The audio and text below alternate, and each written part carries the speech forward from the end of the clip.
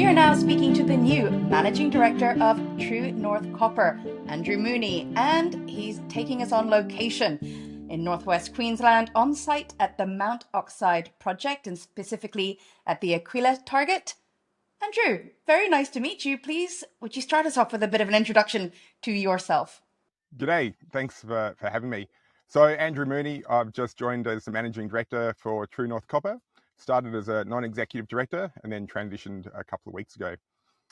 My background was really with Oz Minerals the last 8 years, and I was delivering growth across all of the Oz Minerals portfolio, from Carapatina's sub-level cave and block cave across into Brazil, as well as then West Musgrave and Prominent Hill. So my journey was really around taking tier 2 or tier 3 assets, how do you make them investable and economic, and progressing them going forward. And I understand you've come in with a hot strategy behind you, a three-stage plan to build a strong copper growth pipeline across the short, medium, and long term. Can you tell us more about this, please? Yeah, absolutely. So I think one of the reasons I joined True North Copper was looking for, they've got great ground and what we can actually do from the drill bit. Also got good support and institutional backing, which is very important. And we've also got a great experienced team led by Paul Cronin, who delivered Adriatic Metals, as well as an excellent exploration and geology team, as well as our operations team from Cloncurry as well.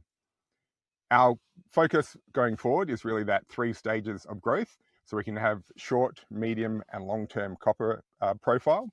And for us, that's really around what we can do at Cloncurry, Mount Oxide, and then our regional targets. With Cloncurry, it's really about extending the resource and then optimizing for a near-term restart. For Mount Oxide, it's really around drilling out and growing the resource to expand from Vero into Aquila that we're on now, and then into future targets. And then for our regional pipeline, it's really around how can we start to find another tier 1 asset.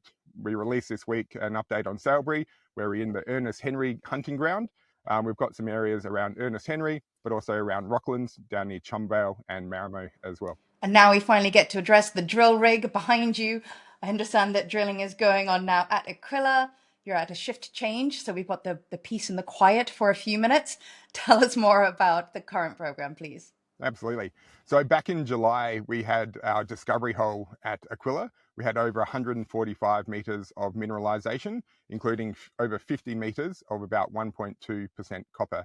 So for us, we had to have a few months of getting approvals in place and clearing pads.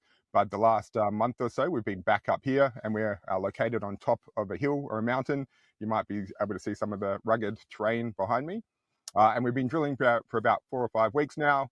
We've got another couple of weeks to go, and then we'll start to have some news flow coming out as these drill results come through between now and probably Christmas.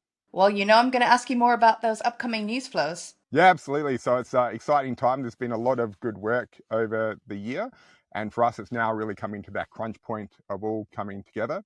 So as we said, we've got the Aquila results coming out in the next few weeks, which will be great just to see what else is here and how we can extend Aquila from that discovery hole along strike. And we've got holes going about a 1K along strike, which is good. So we'll have those out shortly. We're also going to be getting an update on our Cloncurry restart study. So that's really just mapping out where are we at with our restart optimization, looking at a potential restart in 2026, 2027. For Cloncurry, it's really around doing it right and not rushing in.